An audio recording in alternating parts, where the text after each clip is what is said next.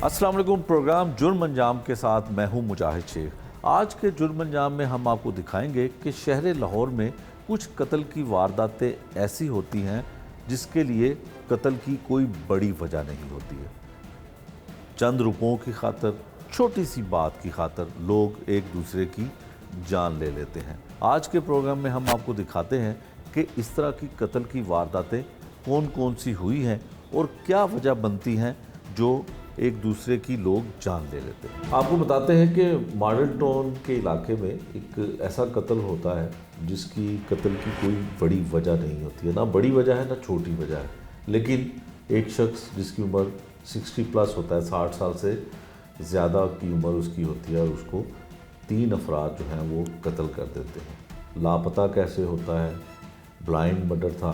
Model town investigation में इन तीनों मुलजमों को गिरफ़्तार कर लिया।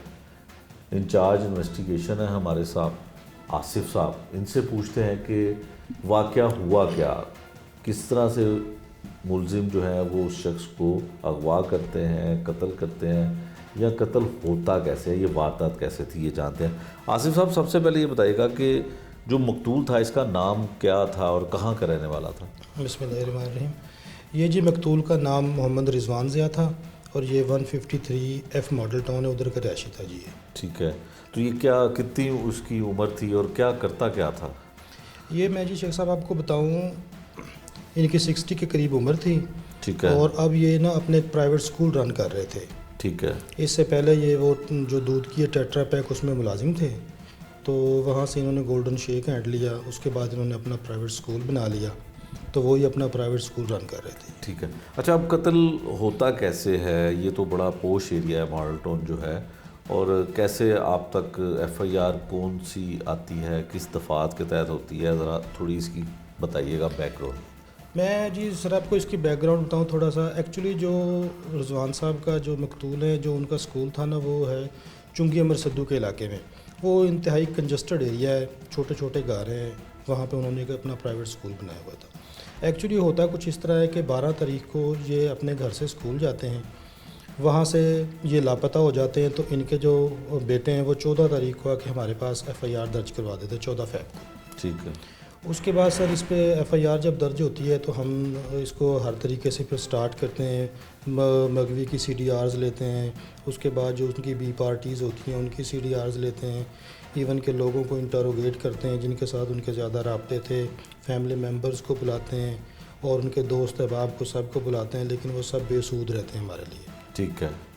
हमारे लिए जो सबसे चैलेंजिंग चीज़ थी वो ये थी कि वहाँ पे एरिया कुछ ऐसा है कि कोई किसी किस्म के CCTV फुटेज नहीं थी हमारे पास। ठीक है। लोगों के कैमरे लगे ही नहीं होते। एक का दुक्का कोई मेडिकल स्टोर, कोई छोटी मोटी दुकान, उस पर कोई कैमरा लगा हो तो उसका बैकअप कोई 8 दिन का है, किसी का 4 दिन का है, किसी का DVR ही नहीं है, खाली कैमरे लगे हुए हैं। ठीक। इस तरह से तो हमने जब इसको देखा तो सबसे मैंने आपको बताया जो चैलेंजिंग था वो यही था कि CCTV फुटेज नहीं मिल रही थी, और दूसरा उनके साथ किसी का कोई इस तरह कोई बंदे का रब्ता नहीं था कि जिसको हमने इंटरोगेट ना किया हो। ठीक है।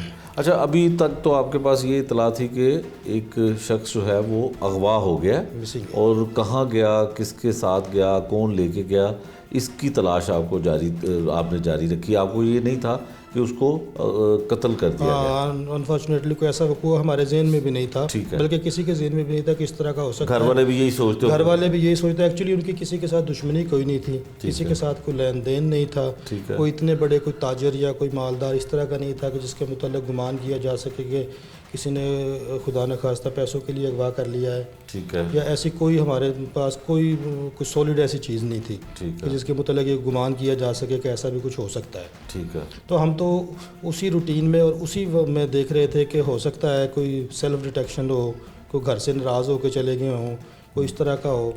तो उसी पे हमने सारा, फिर CDR से भी कोई मदद नहीं मिल रही थी, और भी फिर जैसे जैसे कुछ दिन गुजरते जा रहे थे हमारी परेशानी भी बढ़ती जा रही थी, एज वेल एज घर वालों की भी बढ़ रही थी, लेकिन हमारी भी बहुत ज़्यादा बढ़ रही थी। कितने दिन लगे इस पे आपको, इस केस को हल करने में? इसमें जी हमें 25 डेज़ लगे हैं। 25 डेज़ तक आपको कोई क्लू नहीं मिल रहा था कि जो मकतूल है वो कहाँ गया, किसके साथ गया, कौन उसको लेके गया। बिल्कुल ऐसे ही। ठीक है, फिर तफ्तीश की आगे क्या पेशरफ्त हुई? इसमें फिर हमने जी ह्यूमन रिसोर्सेज भी इस्तेमाल किए, लेकिन वो भी सब बेसूद थे। और जहाँ पे ये उनका स्कूल था वहाँ पे सराउंडिंग्स में भी हमने किया सब कुछ। हमें बस 3 इतलात थी हमारे पास। नंबर 1 ये हमारे पास इतला थी कि इनका स्कूल किस जगह पे है। ठीक है। नंबर 2 ये इतला थी हमारे पास कि किसी घर में ये पैसे मांगने के लिए गए थे फ़ीस के, बच्चों की फ़ीस के, कि जी आपके बच्चों की फ़ीस पेंडिंग है वो। अच्छा, फीस घर लेने चले गए? घर लेने चले गए थे। अच्छा। और तीसरी जो हमारे पास थी कि इनकी जो सिमें टूटी हुई वो गंदे नाले से मिली थी, जो चुंगी अमर सिद्धू के सराउंडिंग्स में गंदा नाला है। अच्छा, मोबाइल फ़ोन? नहीं, मोबाइल फ़ोन नहीं, खाली सिमें उधर से मिली थी। ठीक है। तो हमारे पास वो एरिया था। फिर मैंने थोड़ा सा इसको किया कि उसको हमने गूगल से देख के तो उसको पूरी सराउंडिंग्स निकाली कि उस पॉइंट में कितनी गलियां आती हैं, कौन सा एरिया आता है। ठीक है। तो वो हमने जब सारा निकाल लिया, फिर मैंने अपने पूरे थाने की नफरी की 4 टीमें डिवाइड की और हर टीम को हमने ये फोकस किया कि आपने सिर्फ ये पता करना है कि इस महल्ले में इन गलियों में कोई किराएदार तो छोड़ के नहीं गया है मकान, कोई मालिक मकान तो छोड़ के नहीं गया है, या कोई ऐसा कोई बंदा तो नहीं जो बड़ा मशकूक सा है, या कुछ भी इस तरह का अनयूजुअल है वो हमें पता चल सके। ठीक है। फिर हमारी 4 टीमों ने, जिसमें मैं खुद भी शामिल था, हमने उधर सारे इलाके में सर्च ऑपरेशन किया 2 दिन में। फिर हमें एक मालिक मकान ने बताया कि जी मेरे जो किराएदार है ना, वो 18 तारीख को मेरा उनसे 60,000 किराया बनता था, तो वो अनएक्सपेक्टेडली छोड़ के चले गए। ठीक है। 60,000 रुपया किराया था, 60,000 रुपया किराया था जो उन्होंने अदा नहीं किया और छोड़ के भाग गए। ठीक है। सामान भी ले गए? सामान भी अपना ले गए, कुछ भी नहीं है। तो मैंने फिर अब ये मुल्ज़मान थे? यही मुल्ज़मान, बाद में मुल्ज़मान मुल्ज़मान होते। ठीक है। हमने उनसे कि उसका किरायानामा चेक किया। किरायानामा चेक करने के बाद उनको हमने डाटा उनका कलेक्ट किया, उनकी सिम नंबर्स निकलवाए सारे, तो वो उनके सारे के सारे सिम नंबर्स ऑफ थे। ठीक है। हमारा शक जो है ना वो कुछ थोड़ा सा यकीन में बदलने लगा। ठीक है। तो खुदा न खास्ता ये क्यों सारे नंबर बंद कर गए, चलो 60,000 तो देना है ठीक है, हाँ। लेकिन ये नंबर क्यों अपने सारे बंद कर गए। उसके बाद फिर हमने उनका CDRs पीछे से निकाली। पीछे से निकालने के बाद इसमें मैं सर आपको एक थोड़ा सा पॉइंट बता जाऊं कि जो मगवी थे ना, मकतूल थे, वो 2 सिमें यूज़ करते थे, एक उनकी अपनी वारद की और एक जैज़ की थी। इसके अलावा जब वो स्कूल में होते थे तो वो स्कूल का जो उनका ऑफिशियल नंबर है वो भी इस्तेमाल करते थे। ठीक है। इवन अपनी फैमिली कॉल्स के लिए भी, इवन किसी और कॉल्स के लिए। ठीक। फिर जब हमने उनकी CDR सारी ली तो उनमें से जो ये कातिल है, इसकी एक B पार्टी का रब्ता था 24 सेकंड का मकतूल के साथ, वो भी स्कूल के नंबर पे। अच्छा। उनके अपने नंबर पे नहीं था, स्कूल के नंबर पे 24 सेकंड्स का रब्ता था। ठीक है। फिर हमने उस 24 सेकंड्स के रब्ते को बेस बना के इस सारी CDRs पे वर्क किया। CDRs पे वर्क करने के बाद फिर हम इस नतीजे पे पहुँचे कि ये उनकी जब CDRs का हमने देखा तो हमें पता चला कि ये जिस दिन ये वकूआ हुआ है 12 तारीख को, उस दिन ये यहीं पे थे। ठीक है। ये लोग जो हैं, उसके बाद इन्होंने मूव किया है कसूर से फिर ये गए कंगनपुर से हवेली लखा से बसीरपुर। 2 दिन इन्होंने उधर गुजारे हैं। ठीक। 2 दिन गुजारने के बाद ये फिर वापस आ गए। तो इनका इंस्टेंटली उधर जाना भी हमारे लिए बड़ा मशकूक था, हमारा यकीन पैदा कर रहा था कि ये बंदे हो सकते हैं। और छोड़ के भी अनएक्सपेक्टेड गए। पैसे तो इन्होंने कई महीने के देने थे मालिक मकान के, लेकिन ये अनएक्सपेक्टेड छोड़ के गए। ठीक है। फिर हमने इनको फोकस बनाया तो लकीली अल्हम्दुलिल्लाह एक बंदा इनमें से पकड़ा गया। उस बंदे से हमने फिर पूछा, पहले हमने उसको किराए के बारे में पूछा कि आपने किराया क्यों नहीं दिया, किस तरह किया। हम इंस्टेंटली उसको नहीं बताना चाहते थे कहीं दूसरे बंदे ना मिस हो जाएं। ठीक है। ठीक है। फिर उसने हमें बताया कि मैं इस वजह से किराया नहीं दिया, मैं बेरोज़गार हो गया हूँ, ये हो गया। हमने कहा चलिए बताएं, वो आपके साथ और 2 कौन लोग रहते थे, इधर आना जाना था। उसने बताया जी एक मेरा सौतेला बेटा था, वो अब अपने रियल बाप के पास चला गया, और एक उसका दोस्त था। ठीक है। और वो दोनों बंदे ऐसे थे, मैं सर आपको बताऊं कि दोनों ही मोबाइल इस्तेमाल नहीं करते थे। अच्छा। जो हमारे सौतेला बेटा ना सौतेला बेटा ना उसका दोस्त, जो हमारे लिए सबसे अलार्मिंग चीज़ थी कि लोकेशन नहीं ले सकते, बंदे को ट्रेस आउट नहीं कर सकते। फिर हमने उसी को साथ लिया और अगले दिन जाके हमने उसके बेटे को, उसके जो बेटे का दोस्त था उसको हमने इधर 17 कॉलोनी है बैंक स्टाफ के इलाके में, ठीक है, वहाँ से हमने अरेस्ट किया। तो फिर जब हमने उनको इंटरोगेट किया तो उन्होंने ये इंकशाफ किया कि हमने तो जब हमारे पास मास्टर साहब आए थे तो हमने तो उसी दिन हमारे से उनका मर्डर हो गया था और हमने उधर ही अपने जो रहायशी कमरा है, कमरे के अंदर ही गड्ढा खोद के उनको दफन कर दिया। ठीक है। अब हमारे पास 2 रास्ते थे, एक तो इंस्टेंटली हम उस तरफ जाते कि वो जो लाश है उसको निकलवाते, दूसरा था कि तीसरा मुलज़म जो कहीं पे भी फ़रार हो सकता था। ठीक है। फिर हमने पहले उस मुलज़म को गिरफ़्तार किया कसूर के करीब एक गांव में वडारा बॉर्डर के ऊपर। ठीक है। हमने उधर से जाके उस तीसरे मुलज़म को गिरफ़्तार किया, उसने भी इंकशाफ यही किया कि जी हमने यही किया, हमने उनको रस्सियों से बांध दिया था और उनसे हमने पैसे पूछे, उनके पास पैसे नहीं थे, तो उनकी जब डेथ हो गई तो हमने उनको गड्ढा खोद के कर दिया।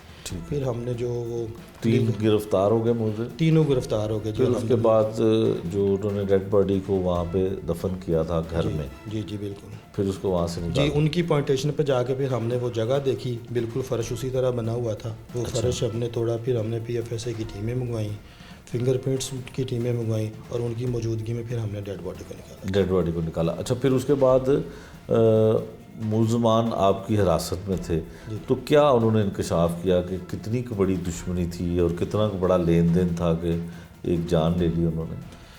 एक्चुअली दुश्मनी तो इनकी थी कोई नहीं और ना कोई इनका एक दूसरे के साथ लेन देन था, बस उनके दिल में एक लालच आ गया। ये जो मेन ये जानते थे मकतूल और मुलजम एक जी दूसरे? 2 मुलजम नहीं जानते थे। अच्छा। एक उसका सौतेला बेटा और उसका दोस्त। ठीक है। जो है मेन कल्प्रेट है मंजूर उसका नाम है, वो इसको बिल्कुल जानता था। इसके स्कूल में वो मुलाजमत भी करता रहा है। अच्छा। एज ए सफाई के तौर पर जिस तरह करते हैं ना, ठीक है। इस तरह वो मुलाजमत भी करता रहा है वो। और इनकी मुलाकातें भी जो है ना वो सारी फ़ेस टू फेस थी, इस तरह नहीं कि कोई टेलीफोनिकली कन्वर्सेशन हो। ठीक है। इस तरह का कोई नहीं था, इसीलिए हमें ये सारी चीज़ें करने में कोई थोड़ी सी प्रॉब्लम भी फेस आई की हमने। ठीक। तो इनको सिर्फ लालच यही था कि इसने एक जो मकतूल है उसने कई दफ़ा उनके साथ जिक्र किया था कि मैंने अपनी सिस्टर के लिए कोई मकान लेना है और मेरे पास कोई 30-35 लाख की रकम मौजूद है। ठीक है। उनको वही लालच था कि शायद ये जब हमारे पास आएगा मकान का सौदा करने के लिए इस तरह का कुछ, तो इसके पास ह्यूज अमाउंट मीन ₹1-2 लाख रुपए होंगे। ठीक है। तो वो अब इसको अनलकीली कह लें या जो भी कह लें, वो उसके पास थे नहीं। तो इन्होंने कोशिश की कि उसको कहीं से वो मंगवा ले। उसने 1-2 फ़ोन्स भी किए, लेकिन फ़ोन उसने अपने दोस्तों को किए। अच्छा। पे फ़ोन कोई नहीं किया। अच्छा। तो पैसे मंगवाने के लिए, पैसे पूछने के लिए मंगवाना तो बाद में तब वो किसी ने उनसे हाई जब उनको मिलने गया मुलजमान को, तो फिर उसको इन्होंने अपनी रख लिया, मबूस कर लिया और फिर उसको कहते रहे कि फ़ोन करो और पैसे मंगवाओ। पहले तो इंस्टेंटली पूछा ना कि आप कितने पैसे लेकर आए हो। उसने कहा आई हैव नथिंग, मेरे पास तो कुछ भी नहीं है। तो फिर उन्होंने कहा चलो अब आपके पास कुछ नहीं है तो मंगवा दो हमें पैसे, अपने घर से मंगवाओ। इन्होंने तो बकौल मुलजमान के मकतूल ने कहा कि मेरे घर पे कोई रकम नहीं है, ना मेरे पास कोई पैसे हैं। ठीक है। मैं आपको अपने दोस्तों से कोई थोड़े बहुत कर देता हूँ। ठीक है। तो इन्होंने जो है ना वो रस्सियों के साथ उनके हाथ और पाँव बांध दिए। अच्छा। तो जब उसने शोर करने की कोशिश की तो इन्होंने उसके मुंह में ना कोई उनकी जुराबें और कोई 1-2 कपड़े थे वो मुंह में डाले, जिसकी वजह से उनको शोर ना कर सके। ठीक। जिसकी वजह से उनका सांस बंद हो गया। अनलकीली अनफॉर्चुनेटली ये हुआ कि वो उनकी डेथ हो गई। ठीक है। उसके बाद इन्होंने कुछ तशद्दुद किया इन्होंने? खुद कहते हैं कोई थप्पड़ वप्पड़ कोई इस तरह का, वैसे ऐसा कोई तशद्दुद नहीं था उसमें। और एक्चुअल बात तो आफ्टर द पोस्टमार्टम रिपोर्ट सामने आएगी जब डॉक्टर साहब डिक्लेयर करेंगे क्या।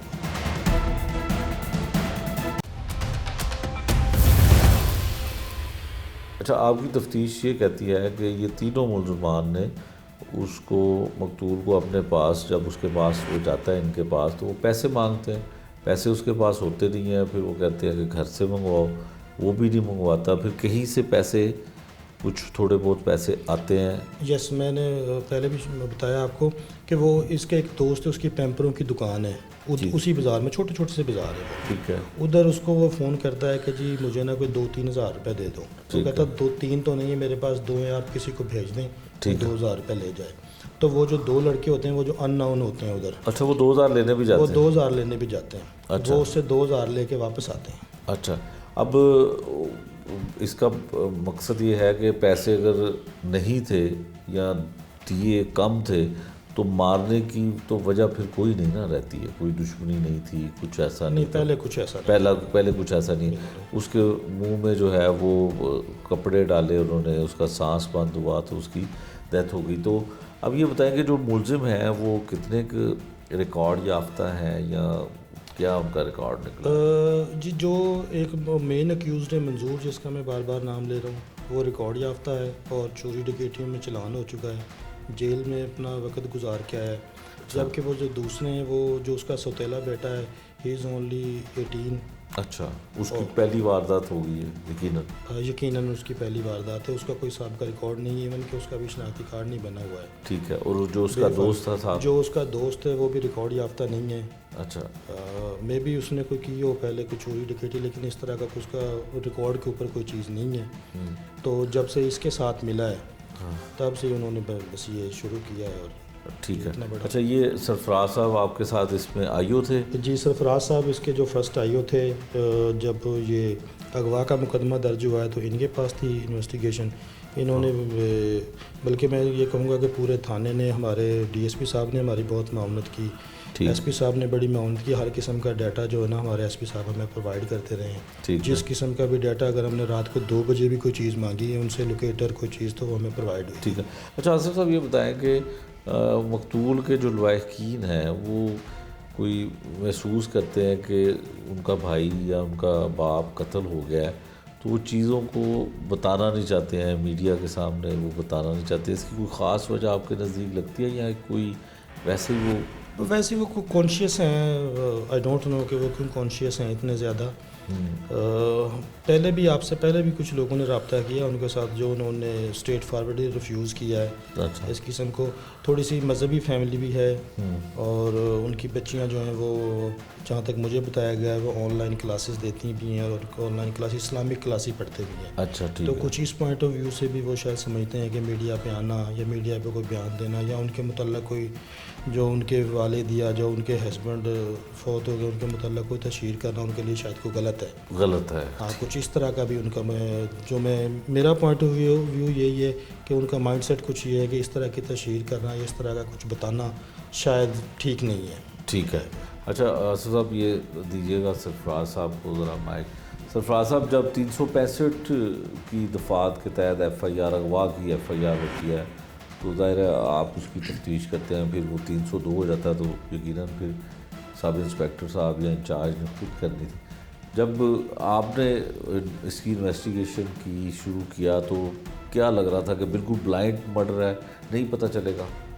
बिस्मिल्लाहिर्रहमानिर्रहीम। बिल्कुल, जब ये तफ्तीश इंचार्ज साहब ने मुझे दी थी तो उस वक्त जैसे इंचार्ज साहब ने पहले बताया है कि हमारे लिए वाकई ये एक ब्लाइंड मर्डर था और हमारे पास कोई ऐसी चीज़ नहीं थी।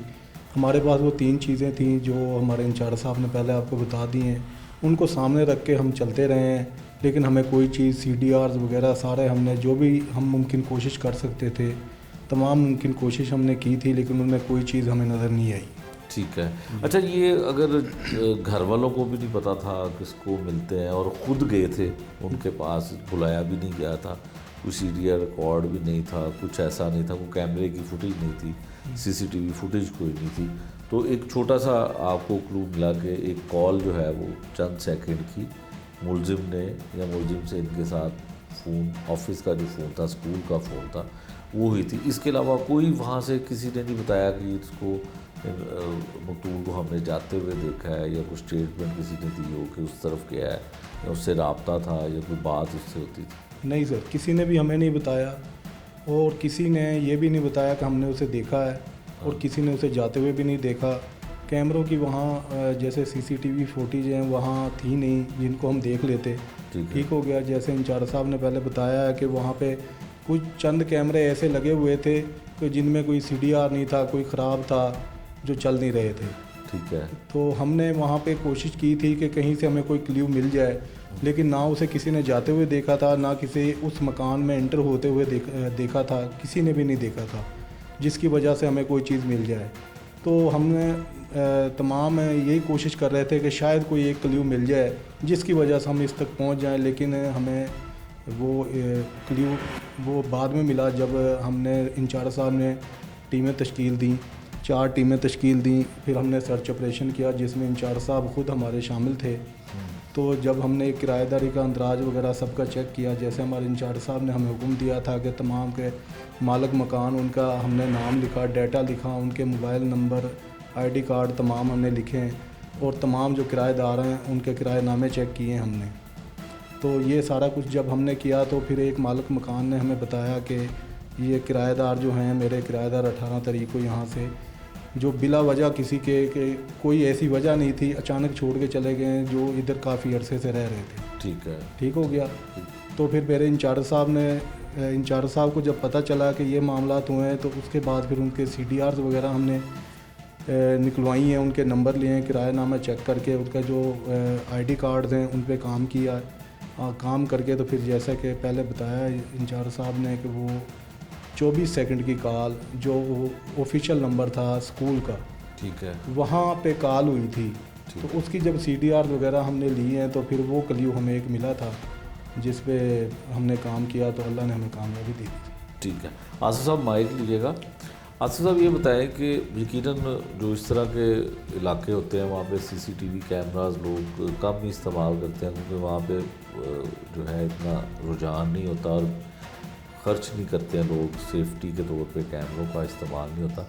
तो सेफ सिटी के कैमरे भी वहाँ पे नहीं थे, कोई उसकी भी फुटेज नहीं मिली, या ख़राब थे, या क्या कोई वजह? एक्चुअली मैं शेख साहब आपको पहले बता चुका हूँ कि वो काफ़ी कंजस्टेड एरिया है, उसके साथ कोई मेन रोड नहीं लगता। ठीक है। मेन रोड उससे दोनों तीनों सराउंडिंग्स में दूर दूर हैं, और सेफ सिटी के कैमरे तो उधर थे ही नहीं। ठीक है। सेफ सिटी के कैमरे चूँकि आपको पता है कि सब मेन रोड्स पे लगे हुए हैं, किसी गली में या मोहल्ले में तो है नहीं। और फिर आप देखें जो जब बाद में ये सारा कुछ हो गया तो फिर हम देखा तो ओनली 250 मीटर्स का फ़र्क है स्कूल का और उस घर का। ठीक है। तो जब एक बंदा सिर्फ 250 मीटर तक गया, आगे गया ही नहीं है, तो कहाँ से फुटेज मिल सकती थी, और कुछ नहीं हो सकता था। ठीक है। वो अपने स्कूल से निकले और 250 मीटर दूरी पे घर है, वो उस घर में गए, उसके बाद वो अनफॉर्चुनेट वाक़या हो गया।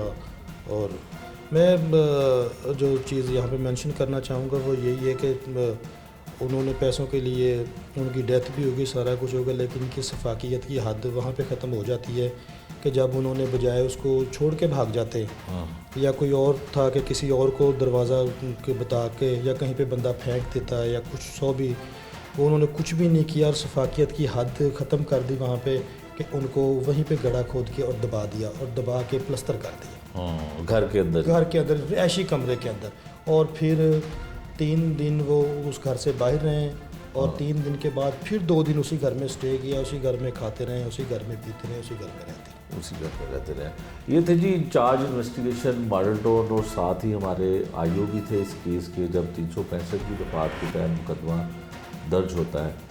ब्लाइंड मर्डर इस तरह से था कि एक शख्स जिसका किसी के साथ कोई तनाज़ा नहीं है, कोई लेन देन नहीं है, कोई दुश्मनी नहीं है, अचानक किसी जगह पे जाता है और वहाँ से गायब हो जाता है। सिर्फ 2000 रुपये की खातिर 2000 रुपये उसको मिलते हैं मुलजमान को, और उसको 2000 रुपये के रकम को छुपाने के लिए उसको हाथों से पैरों से रस्सियों के साथ बांध के रखते हैं और मुंह में उसके कपड़ा जो है वो डाल देते हैं ताकि वो शोर ना मचा सके, उसका जो है वो चीखों पुकार कोई सुन ना सके। लेकिन वो इस बेदर्दी के साथ उसके मुंह में कपड़े ढूंढते हैं, इस तरह से घुसाते हैं कि उसकी डेथ हो जाती है, उसकी मौत वाक़या हो जाती है। फिर इसी जुर्म को छुपाने के लिए बगैर बताए हुए उस किराए घर को खाली करके भाग जाते हैं। यकीनन अगर इन्वेस्टिगेशन पुलिस मॉडल टाउन की इस केस को बारीक बीनी के साथ ना लेती तो कोई क्लू ऐसा नहीं था, कोई शवाहिद ऐसे नहीं थे,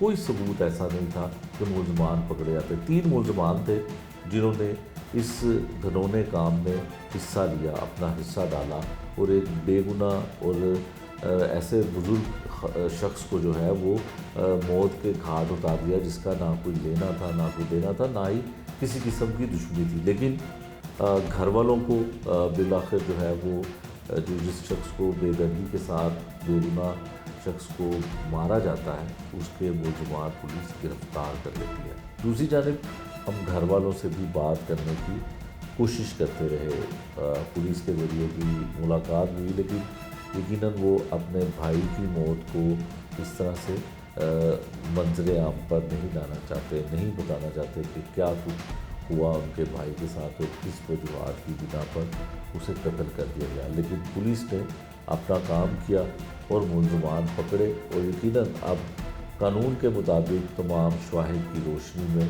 मुलजमान को करार वाक़ई सज़ा दिलवाई जाएगी।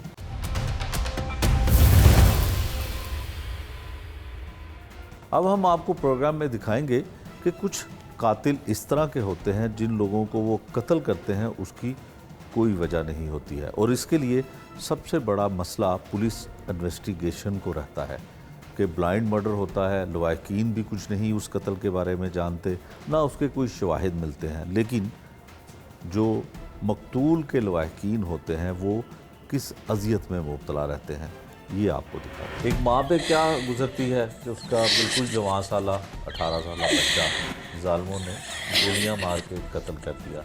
वालदा हैं मकतूल की, नुमान की, और दादी भी हैं हमारे साथ। बाजी सुबह के वक्त जब काम पे गया है तो बता के गया था कि कितने बजे आऊँगा और शादी पे जाना है? जी भाई, मुझे बताया था कि खाना खाया है मेरे से, कह रहा मामा मैं जा रहा हूँ। मैं कि ठीक है बेटा जाओ। मुझे क्या पता, उसे क्या पता मैंने वापसी नहीं आना। मुझे तो नहीं कहा ने उसने, मैंने वापसी नहीं आना। मैंने थोड़ा बेटा ठीक ठाक भेजा था घर से।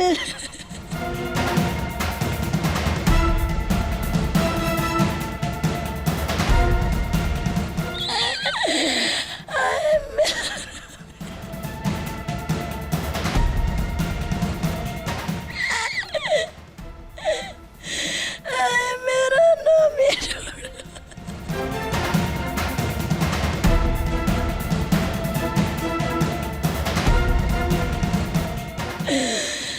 आए मेरा बेटो चंगा भलो गयो मेरे पिएसू।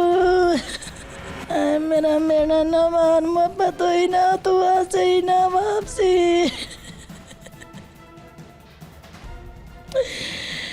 मेरा बेटा को मोलो इंसाफ लेके दियो।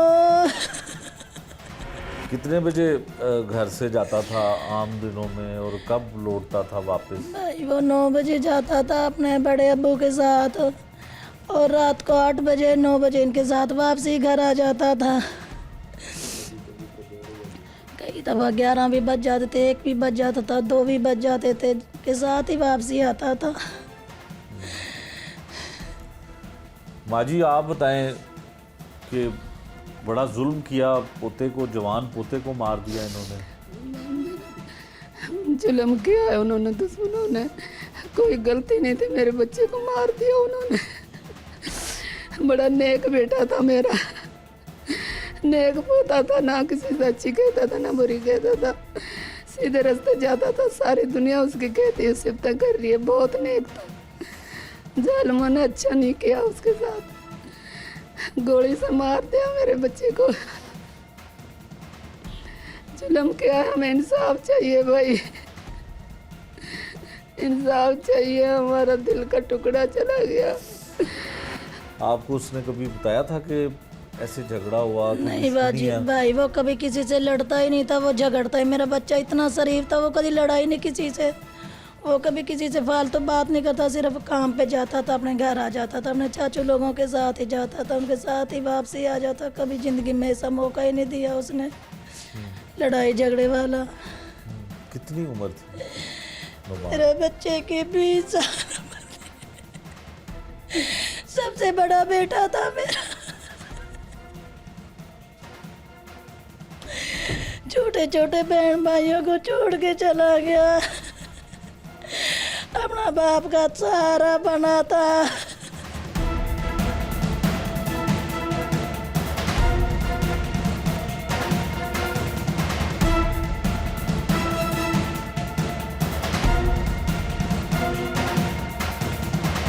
मेरा बच्चा किसी से झगड़ा करने वाला नहीं था, वो नहीं कभी जिंदगी में झगड़ा करता था। बहुत शरीफ बच्चा था मेरा।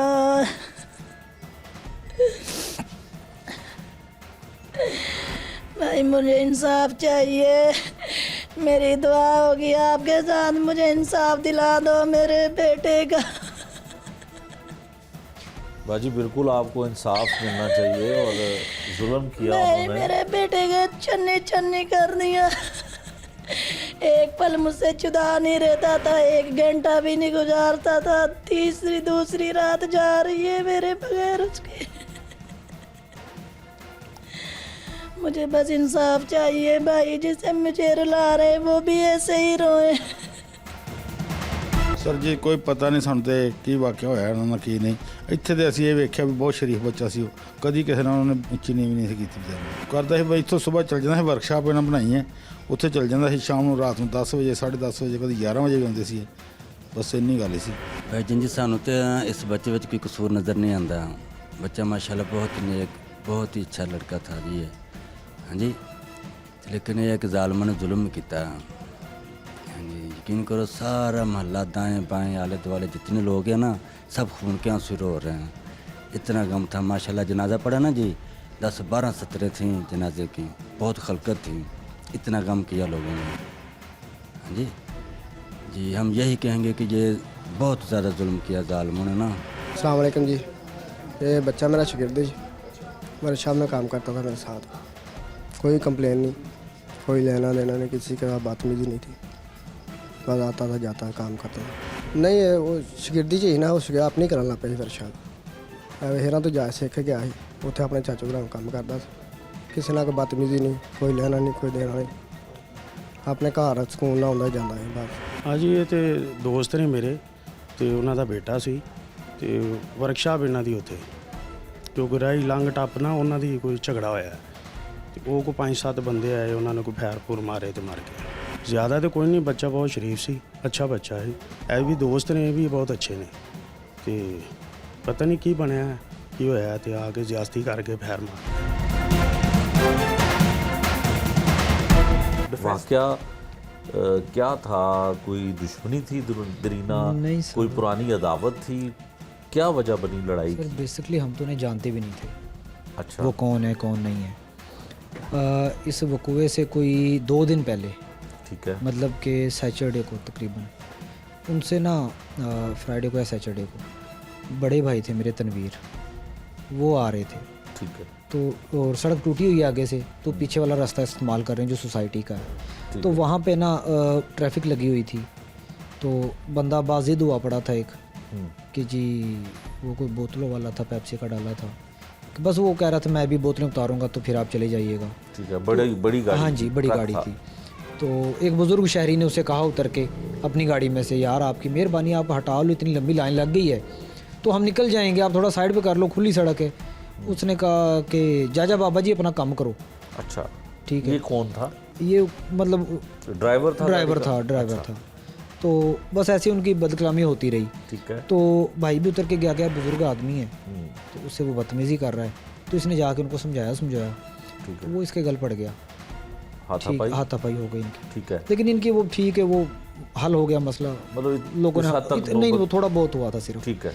तभी ये आ जाता आसिफ कंबो वहाँ पे वहाँ पे मौके पे इसने शराब पी हुई थी। अच्छा, दिन ठीक के है, वक्त? ये नॉर्मली ही ड्रिंकिंग में होता है, हर वक्त ही नशे में होता है ये। ठीक है, ठीक है, इसने उस वक्त भी पी हुई थी, ठीक है, तो इसने आके ना भाई को धक्के मारने शुरू कर दिए। ठीक है। तो थोड़ी सी इनकी बहस हुई आपस में, तो पीछे से इसके वो कोई भतीजे थे, वो आगे 2-3, उनके पास कोई थे डंडे शंडे, शायद इसने फ़ोन किया था या वैसे ही, असल में वहीं के रिहायशी थे वो, ठीक या है। नज़र पड़ गई उनकी, तो उन्होंने भाई को ज़ाहिर मारा, तो वो फिर आ गए, वो काम ख़त्म हो गया, हम अपनी वर्कशॉप में आ गए। उसने हमें कहा हमारी एक शादी थी, हमने कहा छोड़ो यार शादी को एंजॉय करते हैं, ठीक तो है। अच्छी बात नहीं है लड़ाई को बढ़ाने वाला। ठीक है। तो उनके कुछ बंदे 1-2 बीच में आए भी कि यार तुम लोगों की सुलह करवा देते हैं। मैंने कहा यार ज़्यादती तो उन्होंने की है हमारे साथ, ठीक है। तो आप बता दें क्या करना हमने। उसके करीब ही आपकी वर्कशॉप? हाँ जी, बिल्कुल करीब ही है। ठीक है। तो मैंने कहा आप हमें बता दें हमने क्या करना है। यार बस सुलह करनी। तो मैंने कहा यार बस ठीक है, होगी सुलह। ठीक है, सुलह हो गई, कोई झगड़ा हमें नहीं। कोई एतराज़ नहीं है किसी कोई चीज़ का। थाने तक नहीं नहीं गए, नहीं, कोई किसी बात ने- ही नहीं है। मैंने कहा हमने किसी से कुछ कहा है, कोई मसला नहीं है, ठीक है ठीक हो जी। गया। फिर वो उन्होंने फ़ोन किया, हमने कहा यार कोई मसला नहीं है। नहीं नहीं जी, आपने एक दफ़ा बैठना है, जप्पी शप्पी डालनी है, सारे मामले करने हैं। हमने कहा हमें कोई एतराज़ नहीं है, लेकिन हमारी शादी है, ठीक है, 2 शादियाँ थी फिर, अच्छा, ठीक है। हमने कहा मंडे को हम फ्री हो जाएंगे, तो आप जहाँ कहेंगे हम वहाँ पे आ जाएंगे, तो सुलह कर लेंगे, कोई इशू वाली बात नहीं है। ठीक है। तो उन्होंने कहा ठीक है। तो जब ये हुआ है अपना मंडे को हमने जाना था, ज़ाहिर है वो लड़की को लेने जा रहे थे हम, ठीक है। तो अभी हम वहीं पे थे सारे, तो वर्कशॉप में? हाँ जी। तो आहिस्ता आहिस्ता कितने बजे का? ये हम तकरीबन चले गए थे, सुबह तैयार होके जल्दी चले गए थे। ठीक है। फिर ये आहिस्ता आहिस्ता मतलब हमने तैयारी श्यारी की हैं, तो तब भी उनका एक बंदा मिला बाहर भाई को, ठीक है, रमज़ान नाम का, ठीक है। तनवीर को? तनवीर को। ठीक है। तो उसने कहा यार सुलह क्या करना उसका, उसने कहा रमज़ान भैया आप सुलह कर लो, हमें फ़ोन कर देना होगी, हम कहेंगे ठीक है। ठीक है। तो उसने कहा कि यार नहीं नहीं मिलना ही है। उसने कहा भाई फिर 2-3 घंटे दे दें, हम ज़रा हुआ है उधर से। हाँ। उसने कहा हाँ हुआ, कोई मसला नहीं है। उसके बाद सर हम सारे निकल गए वहाँ से, मैं उधर ही था, मतलब पहले एक गाड़ी निकल गई, दूसरी भाई सारे निकल गए, मैं भी तैयारी में था, बस निकलना ही था अभी। ठीक है। तो अचानक मुझे ना बाहर फायरिंग की आवाज़ आई है। मैं अंदर बैठा था ऑफिस में, वर्कशॉप ज़रा लंबी है, अच्छा। 200-250 फुट लंबी वर्कशॉप है, 21 महीने की। तो मैं अंदर था, जैसे मुझे फायरिंग की आवाज़ आई है ना, तो मैं उठ के बाहर मैं देखा है ना, तो शीशा लगा हुआ था सामने, तो भाई गिरे हैं तनवीर, ये वाले, अच्छा, ये अशरफ वाला भाई, ये गिरे हैं ऐसे। इनसे कोई मतलब कोई 10-15-20 फुट के फासले पर होगा तकरीबन। आसिफ कंबो खड़ा हुआ था, उसने मतलब फायर किया इसको। अच्छा। मैं भाग के बाहर निकला। फायर किसने किया? आसिफ कंबो ने। आसिफ कमो ने, जो ठीक है। उस दिन भी आपके तनवीर भाई को हाँ जी, हाथापाई उसने। जिसके साथ हुई। ठीक है। ठीक है। तो उस वक्त कोई वो ज़्यादा बंदे नहीं थे आगे, पीछे थे बंदे ज़्यादा, ठीक है। वही आगे था। तो वो फायर इसको लग गया, ये गिर गया वहाँ पे। ठीक है। ठीक है। उसके बाद मैं जैसे ही भागा एक ही हूँ, फायर किया था? उस वक्त उसने पहले हवाई किया था एक आध, ठीक है। जैसे जिसकी आवाज़ हाँ सुन जी, के आप जिससे बाहर मैं आए। उठाऊँ, फिर ये आपने ठीक है। देखा कि आपके सामने फिर भाई ये को फायर इसको मारा उसने। ठीक हो गया। ठीक है। तो आगे से ना जो मेरा भतीजा नुमान, ठीक है, जो ठीक है, हाँ जी, जिसकी डेथ हुई है, डेथ हुई है। ठीक। वो मेरी तरफ भागा आ रहा है, मतलब वो ऑफिस में छुपने के लिए आ रहा था। हम्म, तो पीछे से वो आया है, ज़ीशान उर्फ शानी कहते हैं उसे। ठीक है। ठीक है। वो भी मुलजिम है आपका? हाँ जी। ठीक है। उसने फायर किया ना, तो वो लगा मेरे भतीजे को, नुमान को। अच्छा, उसने फायर किया और फायर किया नुमान सीधा। जो आपका भतीजा है उसको लगा है, उसको लगा। कहाँ पे लगा उसको फायर? यहाँ पे तकरीबन ना लेफ्ट साइड पे पीछे से फायर लगा है, अच्छा। और वो बिल्कुल वहीं पे गिर गया। आगे चारपाई थी, चारपाई में उसका मुंह लगा है, अच्छा। वो वहीं पे गिर गया है। ठीक है। ठीक है। तो हमें ये लगा कि शायद ये ठोकर खा के गिरा है। ठीक है। फायर तो कर दिया उसने, लेकिन हाँ। हमें नहीं देखे कभी फायर लगते हमने, सीधी बात है। ठीक है। हमने उसको उठाया तो वो खून में लथपथ था, तो मैंने शोर मचाया कि यार इसको फायर लग गया है। वो थोड़े से पीछे हटे, उन्होंने फिर बड़ी फायरिंग की है। अच्छा, और पीछे भाग हट के के? लोग इधर उधर भाग भूग गए सारे। हाँ। फिर वो निकल गए सारे। कितने लोग थे? लोग सर काफ़ी हजूम ही इकट्ठा हो गया था, हमें तो समझ ही नहीं आ रही थी। हाँ। ठीक है। अच्छा, क्या वजह है कि जो आपके भाई थे तनवीर, हाँ जी, वो तो उस वक्त वर्कशॉप में मौजूद नहीं नहीं थे, थे, नहीं थे। और झगड़ा भी उसके साथ हुआ उसके था, साथ। आपके साथ भी नहीं हुआ था, आपके भतीजे के साथ भी, नोमान के साथ भी नहीं हुआ था। बिल्कुल नहीं हुआ। फिर उन्होंने क्यों फायर किया? कोई आके तलखी हुई, समझ दोबारा से नहीं आ झगड़ा रहा, किया? कोई समझ नहीं आ रहा। मेरा सबसे बड़ा भतीजा था,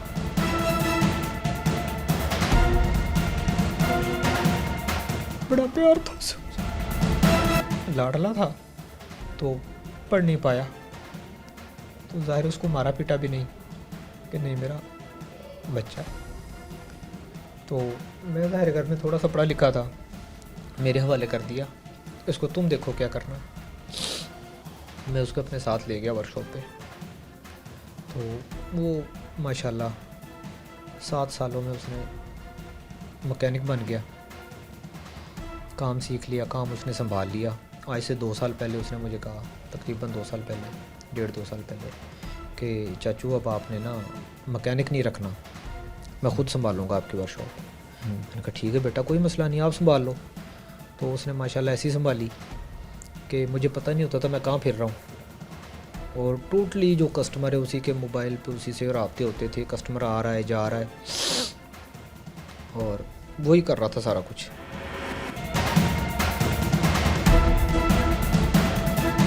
ये डिफेंस बी के इलाके में एक वर्कशॉप है साइम ऑटो के नाम से, और जो इसका मालिक है नदीम, उनके जो भतीजा है नोमान, उसके साथ मुलजमान की गाड़ी खड़ी करने पे और रास्ता देने पर एक लड़ाई झगड़ा हुआ, और उस लड़ाई झगड़े के रिज़ल्ट में तक उन्होंने संगीन रिएक्ट किया कि मुलजमान ने आकर फायरिंग शुरू कर दी, और जिसके नतीजे में नोमान जो 17 साल जिसकी उम्र थी वो उसकी डेथ हो गई, और इसमें अशरफ जो है वो ज़ख्मी हो गया, जो कि मुद्दई का भाई है।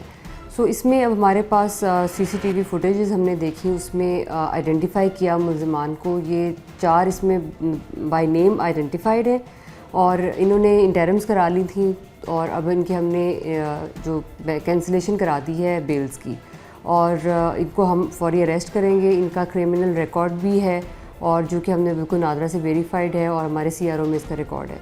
सो अभी इसमें हम इंशाल्लाह इनको पकड़ेंगे और जो भी कानून के मुताबिक है वो सख्त से सख्त सज़ा दी जाएगी। इसमें दोनों फैक्टर्स हैं कि एक तो अदम बर्दाश्त होती जा रही है, एक टॉलरेंस लेवल ख़त्म हो गया है हमारे अंदर। आप ये देखें इतनी छोटी सी बात पे दिस इज़ बिल्कुल, मैंने ऐसे केसेस भी देखे हैं जहाँ पर घरों के पास घरेलू गाड़ी खड़ी करने पर लड़ाई झगड़ा हुआ और उस पर लोग ने आके फायरिंग कर दी। तो ये वर्कशॉप पे ऐसा वाक़या हुआ। ये पहला केस इस तरह का नहीं है जो हमारे सामने आया है। ये बहुत ही टॉलरेंस लेवल सोसाइटी में आपस में कम हो गया, लोगों को बर्दाश्त नहीं करते ज़रा सी बात पे। यही इसी इशू हमारे ट्रैफिक में भी बन रहा है। गाड़ी गरीब से किसी ने क्यों ओवरटेक कर ली, वो उसका बदला लेने के लिए लोग पीछे चले जाते हैं गाड़ी के, और फिर इस पर भी फायरिंग के वाक़या सामने आए हैं। और ये लोग देखिए आदी भी इंसान होता है और लोगों में कदम बर्दाश्त भी है। अगर एक तरफ से आपको ऐसे पहलू नज़र आ रहा है तो दूसरी साइड पे हमें चाहिए कि थोड़ा सा बर्दाश्त का भी मुजाहरा करें, क्योंकि समटाइम्स किसी का कुछ नहीं जाता, आपका अपना नुकसान हो जाता है। सो दोनों सूरतों में दोनों साइडों पर अगर आप देखें तो आदी मुजरिमान को तो हम पकड़ लेंगे इंशाल्लाह, वो इशू नहीं है, क्योंकि पुलिस से बाहर कोई नहीं है और ना ये वो जा सकते हैं कहीं। और इंसाफ प्रोवाइड करना और इनको पकड़ना वो हमारा फ़र्ज़ भी है और हमें वो करना है। लेकिन इसके साथ साथ आप देखें जिनका नुकसान हुआ है वो लोग वापस नहीं आएंगे। सो मेरे इस आपके प्रोग्राम के through I would just like to say as a message कि बर्दाश्त का थोड़ा मुजाहरा करें, बड़े नुकसान से बचने के लिए अपने आप को बचाएं। बेहतर ये है कि इसमें डर की बात नहीं है, एक समझदारी है कि अगर एक फ्रस्ट्रेटेड माइंड है, क्रिमिनल्स हैं, तो उनसे उलझने की बजाय कोशिश करें कि बर्दाश्त आपस में एक दूसरे के साथ मुजाहरा किया जाए। ये था आज का जुर्म अंजाम, जिसमें हमने आपको दिखाया कि जुर्म बड़ा और कसूर ना होने के बराबर, फिर भी लोग एक दूसरे की जान ले लेते हैं। नए प्रोग्राम तक के लिए मुझे दीजिए इजाज़त। अल्लाह निगहबान।